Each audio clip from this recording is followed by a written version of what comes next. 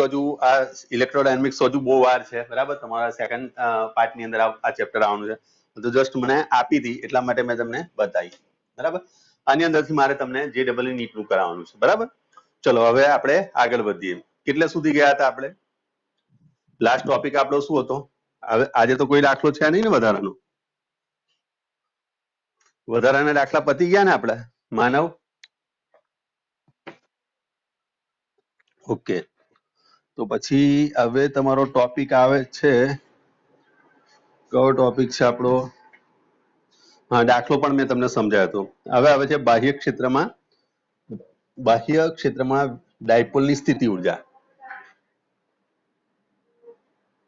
બાહ્ય વિદ્યુત ક્ષેત્રમાં વિદ્યુત ડાયપોલ, વિદ્યુત ડાયપોલ ની સ્થિતિ ઉર્જા. હવે ચોપડી મારા હાથમાં ઇલેક્ટ્રોડાયનેમિક્સ ની હતી, તો આ પણ વસ્તુ સમજી લેજો કે વિદ્યુત ક્ષેત્રની જગ્યાએ ચુંબકીય ક્ષેત્ર પણ આવી શકે છે, ચુંબકીય ડાયપોલ પણ આવી શકે છે, અને ચુંબકીય ડાયપોલની સ્થિતિ ઉર્જા પણ તમારે ભણવાની આવે, બરાબર. આ બધી વસ્તુ તમે જ્યારે તમે મેગ્નેટિઝમ પર આવશો, આ ચેપ્ટરની અંદરથી સૌથી અગત્યનું છે કેપેસિટર, બરાબર. કેપેસિટર ઓલરેડી થોડી ઘણી ચર્ચા આપણે કરેલી હતી એક એક્ઝામ્પલની અંદરથી. એક પ્લેટ પ્લસ હતી, એક પ્લેટ માઇનસ હતી, પ્લસ સિગ્મા માઇનસ સિગ્મા, નાના અનુસંધાનમાં આપણે ચર્ચા કરતા હતા, બરાબર. એ રીતનો આ ચેપ્ટરનો મેઇન ગોલ છે વિદ્યુત સ્થિતિમાન અને કેપેસિટર. જે વ્યક્તિને વિદ્યુત સ્થિતિમાનની ખબર પડશે એને જ પ્રવાહની ખબર પડશે, કારણ કે વોલ્ટેજ, બરાબર, પ્રવાહ માટે જરૂરી છે વોલ્ટેજ, I = V/R. એટલે આ ચેપ્ટરમાં જેમ બને એમ વિદ્યુત સ્થિતિમાન શું છે, શું એનો રોલ છે, શા માટે એને આપણે આટલું બધું કન્સિડર કરીએ છીએ, એ બધી વસ્તુ ધ્યાનમાં લઈને ચાલજો. કારણ કે આ બોર્ડની અંદર તો કેવું છે કે તમે કોઈ આ થિયરી છે, દાખલા તરીકે તમને કશી સમજ નથી પડતી, પણ સીધી તમે એને ગોખી મારી તો સીધા તમને માર્ક્સ મળશે. પણ JEE નીટમાં એવું નથી, ત્યાં તમારા બ્રેનવર્ક ના માર્ક છે, એટલે બધું સમજી વિચારીને ચાલજો, બરાબર. ચલો, તો અહીંયા આગળ આપણે એક વિદ્યુત ક્ષેત્ર બતાવ્યું છે, સમાન વિદ્યુત ક્ષેત્ર. દાખલા તરીકે અહીં એક સમાન વિદ્યુત ક્ષેત્ર મેં બતાવ્યું, તો સમાન વિદ્યુત ક્ષેત્ર બતાવવાની હંમેશા રીત હોય છે એકબીજાને સમાંતર લાઈનો ખેંચો આ રીતે, બરાબર, અને એની અંદર એક ડાયપોલ મૂકો. એક ડાયપોલ મેં મૂકી દીધી. આ છેડો અહીંયા આગળ Q- હશે, આ છેડો Q+ હશે, બરાબર. ડાયપોલની દિશા, આ ડાયરેક્શન તમારી ડાયપોલની દિશા છે, અને એ P, માઇનસ થી પ્લસ તરફ, આ દિશા E ની, બરાબર. અને આ એંગલ જે બનાવે છે, દાખલા તરીકે ક્ષેત્ર સાથે બનાવતો એંગલ થીટા. ક્લિયર આટલી વસ્તુ? આ સમાન વિદ્યુત ક્ષેત્ર છે, એની અંદર એક આપણે ડાયપોલ મૂકી છે, બરાબર. ચલો, એની પર પરિણામી બળ કઈ કઈ દિશામાં લાગશે? તો પહેલા પેલું બળ કઈ દિશામાં લાગશે? તો E આ દિશામાં લાગ્યું છે, Q અહીંયા આગળ છે, તો આ દિશા જે થશે એ તમારી QE પોઝિટિવની થશે. એ જ રીતે આ દિશા QE નેગેટિવની થશે. આ બંને બળોના મૂલ્ય સમાન હશે અને પરસ્પર વિરુદ્ધ દિશામાં હશે, માટેની પરિણામી અસર શૂન્ય થાય, બરાબર. આટલી વસ્તુ આપણે ભણીને આવેલા હતા. ચેપ્ટર 1 ની અંદર આ વસ્તુ આપણે ચર્ચા કરી ચૂકેલા છે. કોઈ ડાઉટ હોય તો તમે મને કહી શકો છો. બીજું, આની દિશા, આને કારણે ટોર્ક ઉત્પન્ન થવાનું, બરાબર. પણ ટોર્ક શા માટે ઉત્પન્ન થાય? તો તમને બધાને ખબર હશે કે આ બંનેનું પરિણામી બળ શૂન્ય છે, પણ બંનેની કાર્યરેખા અલગ અલગ છે, એવો મેં શબ્દ વાપર્યો હતો. અથવા તો મેં તમને કીધું હતું એક બિંદુગામી બળ નથી. અહીંયા આગળ શબ્દ કયો આવતો હતો? એક બિંદુગામી બળ નથી, અથવા QE+ અને QE- ની કાર્યરેખા અલગ હોવાથી શું લાગે? ટોર્ક લાગે. ક્લિયર આટલી વસ્તુ? તો અહીંયા આગળ ટોર્ક ઉત્પન્ન થવાનું. ચલો, તો સૌથી પહેલા પેલું આ એક બાહ્ય વિદ્યુત ક્ષેત્ર બતાવ્યું, એની અંદર મેં અહીંયા આગળ એક ડાયપોલ બતાવી. એ ડાયપોલનું ઉપર લાગતું પરિણામી બળ શૂન્ય છે. પરિણામી બળ શૂન્ય છે, પણ એમની કાર્યરેખા અલગ અલગ છે. અથવા તો એક બિંદુગામી બળ નથી, અથવા તો એક રેખસ નથી, માટે અહીંયા આગળ ટોર્ક ઉત્પન્ન થાય. અને ટોર્ક ઉત્પન્ન થશે એટલે P×E મુજબ અંદરની તરફ લાગશે આ ટોર્ક. હલો, P×E મુજબ આ ટોર્કનું મૂલ્ય શું થશે? ટોર્ક બરાબર લખશો તમે P×E. કોઈ ડાઉટ હોય તો મને પૂછી શકો છો. બોલો, છે કોઈ ડાઉટ આમાં? કોઈને પણ? હલો, આ બધું વસ્તુ આપણે પહેલા ચેપ્ટરમાં ભણી ગયેલા છે, અને કોઈને હજુ સમજ ના પડતી હોય તો એ મને આરામથી પૂછી શકે છે, બરાબર. ચલો, તો સૌથી પહેલા પેલું આકૃતિનું વર્ણન કરવાનું. તો આકૃતિની અંદર શું લખશો કે આકૃતિમાં દર્શાવ્યા મુજબ આકૃતિમાં દર્શાવ્યા મુજબ સમાન વિદ્યુત ક્ષેત્રમાં ડાયપોલ ને રાખતા તેના પર લાગતું કુલ વિદ્યુત બળ શૂન્ય છે, પણ તેની કાર્યરેખા જુદી જુદી હોવાથી ટોર્ક લાગશે. અને જેનું મૂલ્ય તમે લખો છો ટોર્ક ઇઝ ઇક્વલ ટુ શું લખો છો P ક્રોસ E. ક્લિયર? જેના લીધે કઈ દિશા આમ જોવા જઈએ તો એ સમઘડી દિશાની અંદર દોલન કરશે આ રીતે. બરાબર? હવે જો આપણે આ ટોર્કની વિરુદ્ધ દિશામાં બીજું ટોર્ક લગાવીએ, બાહ્ય ટોર્ક લગાવીએ અને બાહ્ય ટોર્ક એટલા મૂલ્યનું જ આપીએ કે જેથી કરીને એમાં કોણીય પ્રવેગ ઉત્પન્ન થાય નહીં. બરાબર? હવે જો આ ટોર્કની વિરુદ્ધ દિશામાં આટલા જ મૂલ્યનું બાહ્ય ટોર્ક એવી રીતે આપવામાં આવે કે સૂક્ષ્મ કોણીય સ્થાનાંતર માટે ડાયપોલમાં કોણીય પ્રવેગ ઉત્પન્ન થાય નહીં. કોણીય પ્રવેગ ઉત્પન્ન ના થાય એનો મતલબ કે તમે ટોર્ક એક્સટર્નલ આપો છો. બરાબર? ટી એક્સટર્નલ આ તમે આપ્યું, EXT એ તમે આપ્યું. ક્લિયર? અને વિરુદ્ધ દિશામાં આ દિશામાં ટોર્ક લાગતું હતું તો આપણે આ દિશામાં ટોર્ક લગાડી દીધું. કેટલું?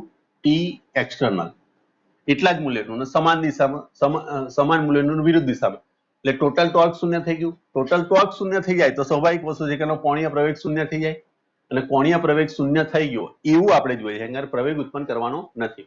યાદ કરો પેલામાં આપણે અનંત અંતરથી અહીં લાવતા હતા તો એનો પ્રવેગ ઉત્પન્ન થવા નતા દેતા. બરાબર? ક્લિયર? તો પ્રવેગ વિહીન એને લાવવો હતો. તો આ બાહ્ય ટોર્ક જે છે એના કારણે થતું કાર્ય. તેથી અહીં થતું કાર્ય જેને આપણે DW કહીએ, DW is equal two torque into D theta. પણ ટોર્ક ઇન્ટુ ડી થીટા એ વાસ્તવમાં શું છે? ટોર્ક EXT છે. તો કુલ કાર્ય શોધવા માટે શું કરવું પડે? તો સંકલન લેવું પડે.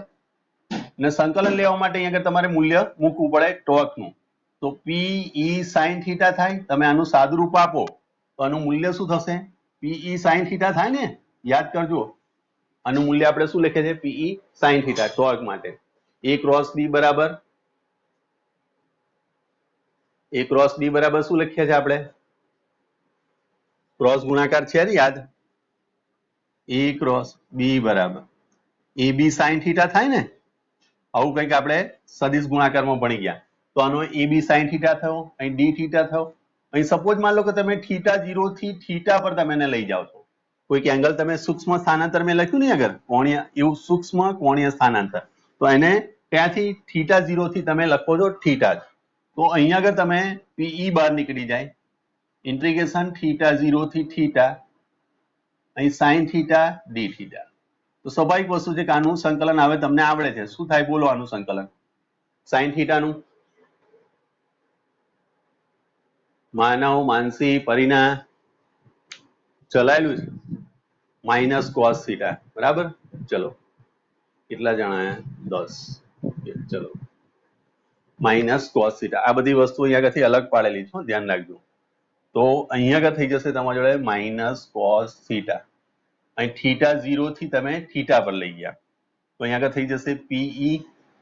પહેલું તમે મૂકશો થીટા એટલે minus cos theta minus minus આ પ્લસ થઈ જશે cos theta 0 is equal two લખાશે PE cos theta 0 minus cos theta આ તમારું વર્ક થયું અને આ કાર્ય જે થયું એ સ્થિતિ ઉર્જા સ્વરૂપે આમાં સંગ્રહ પામે.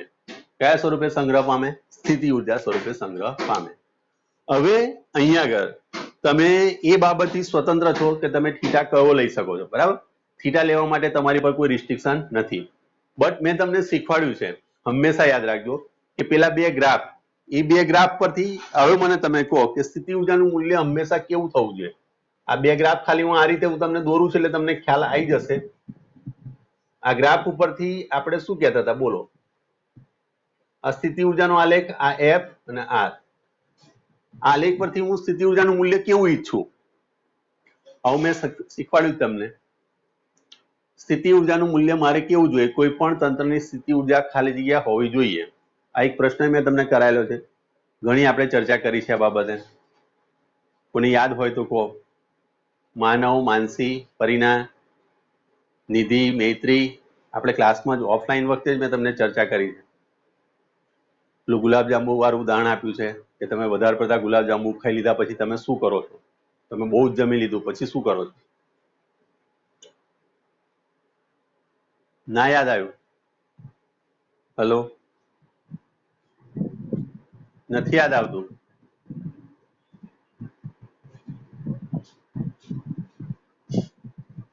નવ જણા જ આજે.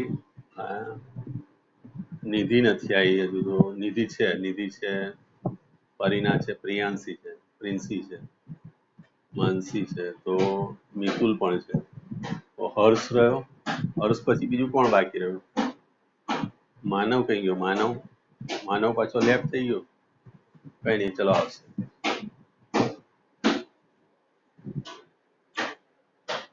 બોલો, પરિણા, માનસી, યાદ આવ્યું કઈ? હલો, અવાજ આવે છે મારો? નિધિ, અવાજ આવે છે? ઓકે, ચલો. ઓકે, તો તમને મેં એવું શીખવાડ્યું હતું, યાદ કરજો કે કોઈ પણ તંત્રની સ્થિતિ ઉર્જા હંમેશા નેગેટિવ હોય ને તે તંત્ર સ્થાયી કહેવાય. આપણે કોઈ પણ તંત્રની સ્થિતિ ઉર્જા શું હોવી જોઈએ? નેગેટિવ હોવી જોઈએ, બરાબર? દાખલા તરીકે આપણને રોજ ભૂખ લાગવી જ જોઈએ. આપણને ભૂખ જ ના લાગે એવું બને ખરું? સવારમાં ઉઠ્યા ત્યાંથી ભૂખ ના લાગી, સાંજે ભૂખ ના લાગી, બીજો દિવસ, ત્રીજો દિવસ, ચોથો દિવસ, દિવસો પર દિવસ જાય, ભૂખ જ ના લાગે, તો આપણે નિર્જીવ કહેવાઈએ, સજીવ નથી. સજીવને હંમેશા ભૂખ લાગે, બરાબર? એટલે આપણા પેટનો ખાડો હંમેશા કેવો રહે? ખાલી જ રહે. એને આપણે ભરવો પડે. એ રીતે સ્થિતિ ઉર્જા પણ હંમેશા શું રહે? નેગેટિવ જ રહે. એને આપણે રોજ ભરવી જ પડે. સમજ પડ્યા? હલો, ખ્યાલ આવ્યો? તો સ્થિતિ ઉર્જા જો મારે નેગેટિવ બનાવવી હોય તો અહીંયા આગળ મારે થીટા 0 બરાબર શું લેવું પડે? 90 ડિગ્રી, અથવા એને હું π/2 લેવું તો આપણી જોડે સૂત્ર થઈ જશે W is equal to PE cos π/2 minus cos theta. cos π/2 એટલે 0 થાય, એટલે તમે અહીં લખો છો PE 0 minus cos theta. Therefore તમારી જોડે આવી જશે PE cos theta with minus sign. આટલી સમજ પડી? આ માઇનસ સાઇન આવી ગયું સાથે. અહીંયા આગળ માઇનસ સાઇન આવી જાય તો પછી હું આને આમ પણ લખી શકું કે સ્થિતિ ઉર્જા W બરાબર તમે U લખશો અને એના બરાબર લખશો PE cos theta with minus sign. Therefore U બરાબર minus P dot E, અથવા તમે U બરાબર માઇનસ E ડોટ P પણ લખી શકો છો. બોલો, સમજ પડ્યા? કોઈ ડાઉટ આમાં? ઓકે, હવે અહીંયા આગળ શું થાય છે કે જ્યારે આ પરિસ્થિતિ આપણે લેતા આવીએ, આ પરિસ્થિતિ આપણે ધ્યાનમાં લઈએ તો સીધી વસ્તુ આપણને એવું પણ થાય કે દાખલા તરીકે આનો સ્થાન સદિશ હું R1 લેવું છું, આનો સ્થાન સદિશ હું R2 લેવું છું, બરાબર? અને આ બંને બીજા વિદ્યુત ક્ષેત્રમાં લાયા તો આપણી જોડે એક સૂત્ર હતું, યાદ કરી લોજો. એ સૂત્ર પ્રમાણે જો આપણે લખવા જઈએ તો તમારી જે ડાયપોલની સ્થિતિની અંદર અહીં સ્થિતિ ઉર્જા જે છે એ શું થશે? તો થીટા ડેશ લઈશું આપણે. આ જે થઈ એ તમારી યુ થીટા થઈ. આ જે આપણે કન્સિડર કરીએ છીએ ને એ યુ થીટા કન્સિડર કર્યું, કારણ કે થીટા આવ્યો તો યુ ઓફ થીટાના સંદર્ભમાં લીધું. પણ જો એને આપણે બીજી રીતે કે આ એક અલગ અલગ આખું આ Q1 વિદ્યુતભાર છે, આ Q2 વિદ્યુતભાર છે, એનો સ્થાન સદિશ R1 છે, બીજાનો R2 છે, અને એને આપણે વિદ્યુત ક્ષેત્રમાં લાવીએ તો એ અર્થમાં એની બીજી સ્થિતિ ઉર્જા છે એ થીટા ડેશ આપણે ધારીને ચાલીએ, બરાબર? ચલો, તો એ અર્થની અંદર લઈએ તો શું થાય? જો આપણે આગળ જ ભણી ગયા કે કાર્ય જે ગણીએ છે એની અંદર આપણે આ રીતનું ગણીએ છીએ કે કુલ કાર્ય અથવા તો સ્થિતિ ઉર્જા યુ બરાબર આવું કંઈક લખતા હતા આપણે VR1 plus V of R2 plus કે Q1 Q2 અપોન R12 આવું એક ફાઇનલ સૂત્ર આપણે તારવ્યું હતું અને એ છેલ્લી થિયરી તમારી જુઓ બાહ્ય વિદ્યુત ક્ષેત્રની અંદર એનું આ સૂત્ર હતું આ છેલ્લું જો આ સૂત્ર હતું આપણી જોડે અહીંયા આગળ કે Q1 Q2 વાળું આ સૂત્ર ઓકે તો એ સૂત્ર મુજબ જો હું લખવા જાઉં તો અહીં આગળ Q1 આવશે અહીં Q2 આવશે બરાબર આ Q1 Q2 એની આ સ્થિતિ ઉર્જા હવે અહીંયા આગળ આપણા કિસ્સાની અંદર દાખલા તરીકે આ સૂત્રની અંદર આપણે Q1 ને પોઝિટિવ લઈએ છીએ આને તમે પોઝિટિવ લો બરાબર અને આ Q2 ને તમે આ Q2 છે એને નેગેટિવ લો તો આપણી જોડે સૂત્ર શું થશે Q1 તો Q V of R બરાબર Q V of R minus Q V of R2 આ V1 અને આ V2 થઈ જશે માઇનસ કારણ કે એક વિદ્યુતભાર અહીં માઇનસ એટલે કે Q1 Q2 અપોન R12 અથવા તો R12 ની જગ્યાએ અહીં આગળ લખશો આ બે વચ્ચેનું અંતર એ અંતર છે તમારું 2a તો આને લખશો અહીં આગળ 2a અહીં 4 પાઈ એપ્સિલોન લખો ચલો 4 પાઈ એપ્સિલોન નોટ આ તમારું સૂત્ર જોડેનું આવી જશે હવે બંનેમાંથી Q કોમન કાઢી લો તો આપણી જોડે થશે V R1 minus V of R2 બરાબર આ કૌંસ થઈ ગયો અને એની જોડે આવશે minus Q1 Q2 upon 4 pi epsilon naught into 2a ચલો આ સૂત્રમાં ખ્યાલ આવ્યો અને આ જે સ્થિતિ ઉર્જા છે એને આપણે લખીએ થીટા ડેશ માટે બોલો ખ્યાલ આવ્યો સૂત્રમાં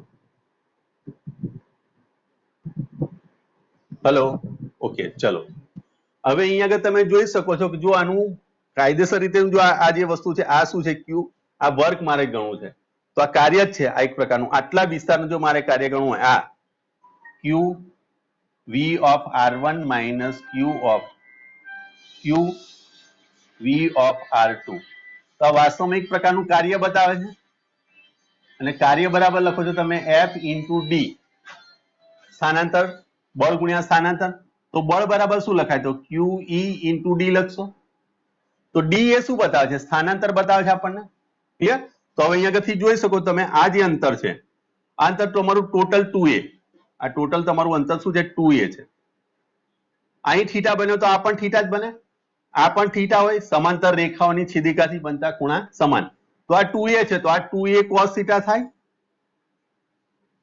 ક્લિયર સમજ પડી આ તો સ્વાભાવિક વસ્તુ છે કે આ D બરાબર તમારું થાય 2a cos થીટા તો અહીંયા આગળ હું D ની જગ્યાએ લખીશ વર્ગ બરાબર આ કયું આટલાનું વર્ગ હું અહીંયા આગળ સાબિત કરું છું 2a cos થીટા તો હવે આ Q ને અંદર લઈ જાઉં તો E 2aq cos થીટા અને 2aq બરાબર શું થાય ડાયપોલ મોમેન્ટ થાય હેલો ડાયપોલ મોમેન્ટ થશે ને તો આના બરાબર તમે લખશો અહીંયા આગળ PE cos થીટા ક્લિયર અને PE cos થીટા જે થાય છે એને હું સ્વાભાવિક રીતે અહીંયા આગળ લખીશ કે અહીંયા આગળ R1 minus R2 દાખલા તરીકે અહીંયા આગળ R2 minus R1 લીધું એ મેં નેગેટિવ જો આને હું બનાવું તો આગળ તમારે માઇનસ લખવું પડે તો આ PE cos થીટા થઈ જાય અને અહીં લખશો તમે માઇનસ P ડોટ E આ રીતનું એક આપણને સૂત્ર મળે તો આટલો વિભાગ જે છે એના બરાબર હું અહીંયા આગળ લખી શકું છું માઇનસ P ડોટ E આ રીતનું અને માઇનસ આ સૂત્ર થઈ જાય માઇનસ Q1 Q2 અથવા તો Q સ્ક્વેર આ બંનેના મૂલ્ય સરખા છે એટલે Q સ્ક્વેર થઈ જશે Q square upon 4 pi epsilon naught 2a હવે આપણા આ સૂત્રમાં અને આ સૂત્રમાં ફરક શું છે કે આ એક વધારાની ટર્મ આવે છે આ શું છે વધારાની ટર્મ આવે છે પણ ડાયપોલના કિસ્સામાં તમે યાદ કરો કે ડાયપોલના કિસ્સાની અંદર જે વિદ્યુત સ્થિતિમાન આપણે ક્રિએટ થાય છે બે વચ્ચે તો એ વખતે તમે લખતા હતા P ડોટ આર કેપ લખતા હતા જે ડાયપોલ વાળું વિદ્યુત ક્ષેત્ર આપણે શોધ્યું આગળ જુઓ ડાયપોલને કારણે વિદ્યુત સ્થિતિમાન એ વખતે તમે જુઓ એ સૂત્રની અંદર આપણે લખતા હતા P dot R cap P dot R cap પરથી લાયેલા જુઓ આ સૂત્ર ડાયપોલના કિસ્સામાં અહીં આગળ શું લખ્યું છે P ડોટ આર કેપ લખેલું દેખાયું આ સૂત્ર અપોન આર સ્ક્વેર. તો એની અંદર જુઓ થીટા બરાબર જયારે 90 ડિગ્રી હોય ત્યારે વિદ્યુત સ્થિતિમાન શું થાય છે? શૂન્ય થાય છે ને. હા, તો એ સંજોગોને લઈને આ આપણે આટલા જે છે એને આપણે અવગણી નાખીએ. આને અવગણી નાખીએ એટલે આપણી જોડે ડાયપોલ મોમેન્ટ થીટા ડેશ માટે જે આવશે એ મૂળ ડાયપોલ મોમેન્ટને કારણે જે સ્થિતિ ઉર્જા હતી એની એ જ અહીંયા આગળ આવી જશે. ખ્યાલ પડ્યો? તો જ્યારે તમને એવું પૂછવામાં આવે કે બાહ્ય વિદ્યુત ક્ષેત્રમાં વિદ્યુત ડાયપોલની સ્થિતિની ચર્ચા કરો, જો આ 3 માર્કમાં તમને પૂછવામાં આવે તો તમારે આ બધું જ ચર્ચા કરી અને આને છેલ્લે શું કરવાનું છે? અવગણી નાખવાનું છે કે આ બીજી તમને આપણે અવગણતા. આટલું લખી દોશો તોય ચાલશે, બીજી કોઈ વસ્તુ આપણે ચર્ચા કરવાની નથી. આટલું અહીં આગળ લખીને આવતા રહો કે ભાઈ આને આપણે અવગણતા. ક્લિયર? કોઈ કન્ફ્યુઝન આમાં? હેલો? ઓકે, હા, અહીં માઇનસ નિશાની લઈને ચાલજો. અહીં આગળ આપણે આને માઇનસ ગણ્યું, આને પ્લસ ગણ્યું, એ રીતે આપણે ચાલીને એને માઇનસ લઈને ચાલજો. આ તમારે માઇનસમાં જવાબ લાવવાનો. શા માટે માઇનસમાં લાવવાનો? કારણ કે મેં તમને કીધું સ્થિતિ ઉર્જા હંમેશા શું હોવી જોઈએ? નેગેટિવ હોવી જોઈએ. બોલો, છે કોઈ ડાઉટ આમાં? કોઈ કન્ફ્યુઝન? હેલો? ઓકે, ચાલો આગળ.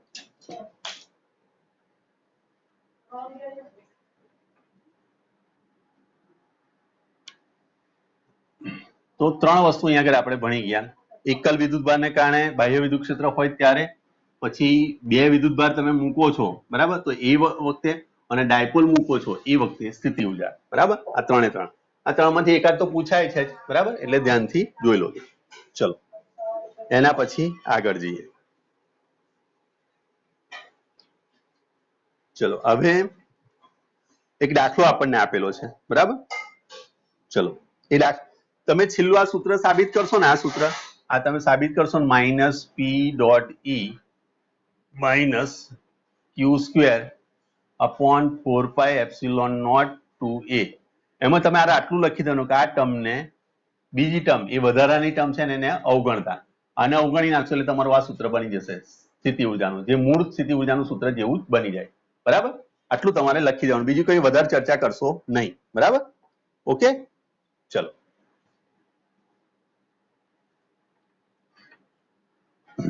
હવે અહીંયા આગળ 2.6 ઉદાહરણ 2.6. હવે આ ઉદાહરણ જુઓ. આમ તો ગઈકાલે મીટિંગમાં એક વસ્તુ એવી પણ આવી કે અમુક શિક્ષક શું કરે છે કે ચોપડી વંચાવે છે છોકરાઓ જોડે. બરાબર, તો એવું પણ અમને ક્લિયરલી ના પાડી દીધી કે તમારે કોઈ વિદ્યાર્થીને વંચાવવાનું નહીં. બરાબર, આપણે કોઈ વાર્તા અથવા તો કોઈ પણ વસ્તુ તમને વાંચવા હું તમને નહીં આપું. બરાબર, તો આ પણ વસ્તુનું ધ્યાન રાખજો. તો હું તમને વાંચવા આપું તો તમે કહી દો કે સર ના અમારે વાંચવાનું નથી, તમે વાંચો. બરાબર, આ કે સ્વાભાવિક વસ્તુ, થોડોક અવાજનો પણ પ્રોબ્લેમ થાય. હું શું કહેવા માંગુ છું તમે સમજી ના શકો. ખ્યાલ આવે? હલો, ચલો 11 જણ આયા, બીજું 2 જણ કોણ ગેરહાજર રહે છે? ચલો, કે પછી આઈને જતા રહે છે, આઈને આઉટ થઈ જતા હોય તો એવું થાય.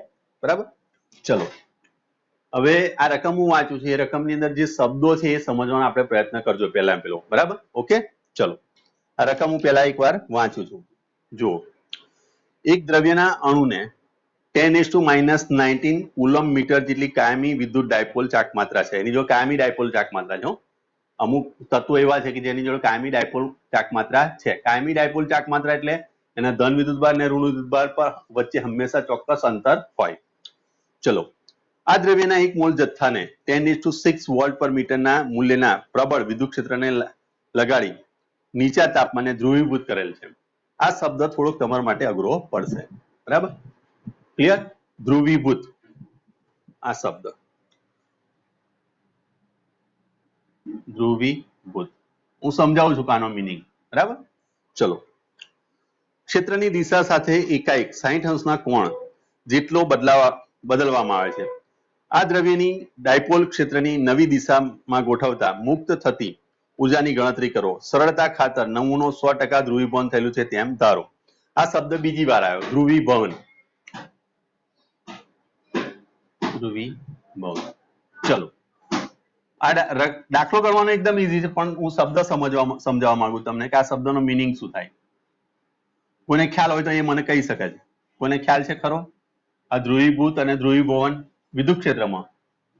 હલો, પરિણા, માનસી,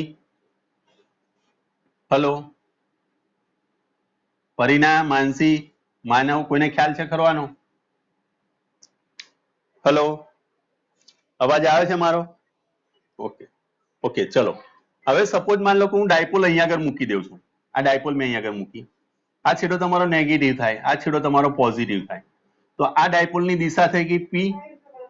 અહીંયા આગળ પણ થીટા થાય, આ પણ થીટા, થીટા દરેક જગ્યાએ સમાન જ થાય. તો પી ક્રોસ ઈ મુજબ કઈ તરફ જવાનો પ્રયત્ન કરે? નીચેની તરફ આવવાનો પ્રયત્ન કરે ને. ડાયપોલ કઈ તરફ જવાનો પ્રયત્ન કરશે? આ તરફ જવાનો પ્રયત્ન કરે. બરાબર, આ તો એક જ ડાયપોલનું મેં ઉદાહરણ આપ્યું છે, એક જ ડાયપોલ. તો આ ડાયપોલ શું કરશે? ધીરે ધીરે આ રીતે આવશે, આ જગ્યા પર આવી, ફરી થોડીક વધારે નમશે, ફરી એક સમય એવો આવશે કે આ રીતે અહીંયા આગળ સ્ટેટ થઈ જશે. આ સ્ટેટ થઈ જશે એટલે શું થયું? અહીંયા આગળ તમારો પ્લસ વિદ્યુતભાર આવ્યો, અહીંયા આગળ તમારો માઇનસ વિદ્યુતભાર આવ્યો. બધું ખબર પડે છે ને જે વસ્તુ હું કહી રહ્યો છું? આ તમારો પ્લસ વિદ્યુતભાર અહીં હતો, પછી પ્લસ વિદ્યુતભાર આટલે આવ્યો, પછી આટલે આવ્યો. એ વખતે અહીં તમારો નેગેટિવ વિદ્યુતભાર આવી ગયો, એટલે કે ક્ષેત્રને સમાંતર થઈ ગયું. તો થીટા શું થઈ ગયો? 0 થાય. હલો, ઓકે, ચલો, એક મેસેજ આવી ગયો પેલા એનો. ફરી એડ થાવ બધા. ચલો, હું એન્ડ કરું છું.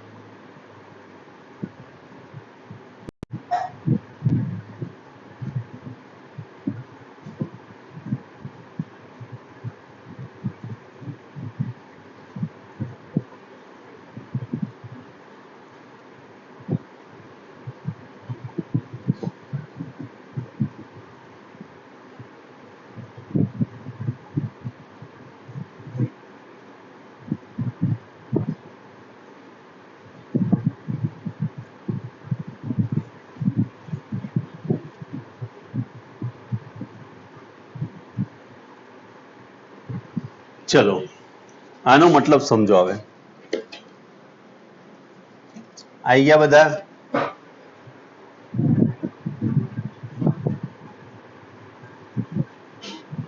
નવ માનવ આવી ગયો છે, હિરલ છે, માનસી છે, પરીના છે, પ્રિયાંશી, સરોજી.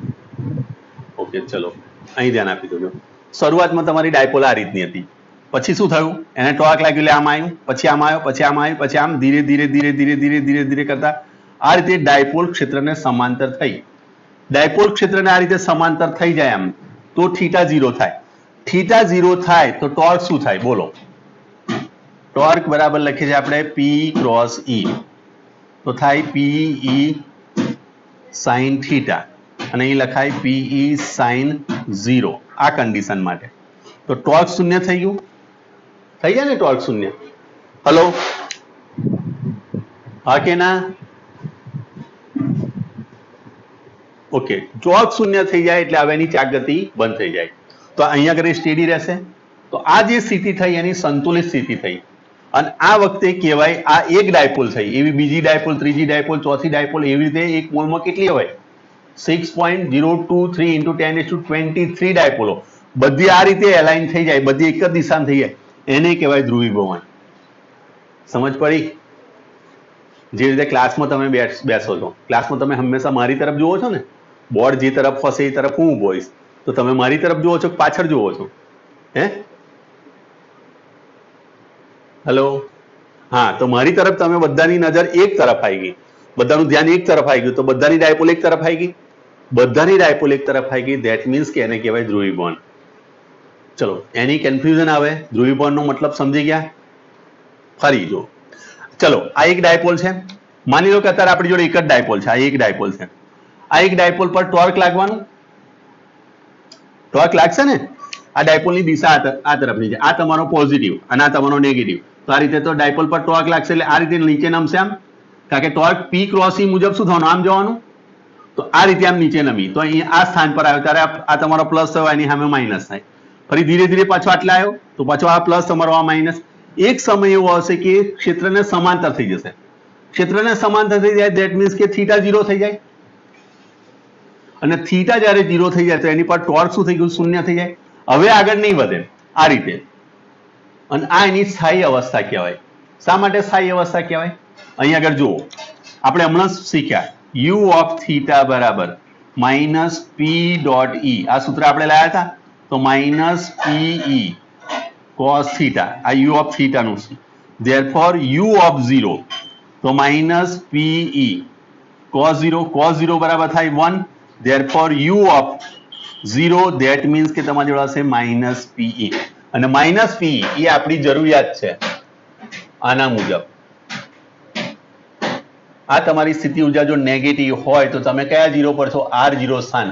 R0 એ પોઝિટિવ બળ ને નેગેટિવ બંને બળો સમાન, માટે સંતુલિત અવસ્થામાં આવે. સંતુલિત અવસ્થા માટે આ જરૂરી છે, અને એ વખતે તમારે જોઈએ ધ્રુવીભૂત અથવા તો ધ્રુવીભવન. તમને આ પરીક્ષામાં નીટમાં JEE-માં પણ આ સવાલ પૂછી શકે છે કે ધ્રુવીભવન સ્થિતિની અંદર સ્થિતિ ઉર્જા ખાલી જગ્યા હોય તો પણ નેગેટિવ હોય. ધ્રુવીભવન સ્થિતિએ તમે શું કહી શકો કે પદાર્થ સ્થાયી અવસ્થામાં છે, અસ્થાયી અવસ્થામાં નથી. હા, તમે આને આમ ફેરવી નાખો, 180 ડિગ્રી આમ ફેરવી નાખશો તો આ પોઝિટિવની સામે પોઝિટિવ, નેગેટિવની સામે નેગેટિવ, માટે અપાકર્ષણ થાય, અને અપાકર્ષણ બળ થાય એટલે અહીંયા આગળ પોઝિટિવ બળ આવી જાય. સમજ પડી? અહીંયા આગળ જો થીટા 180 મૂકી દો તો થીટા 180 -1, આ -1 એટલે પ્લસ થઈ ગયું, પ્લસ એટલે પ્લસ પીઈ પ્લસ પોઝિટિવ સ્થિતિ ઉર્જાએ કયું બળ મળે? પોઝિટિવ બળ એટલે શું કહેવાય? અપાકર્ષણ બળ. માટે તંત્ર શું કહેવાય? અસ્થાયી કહેવાય. ખ્યાલ આવે છે બધો? પરિણામ માનસી, હેલો,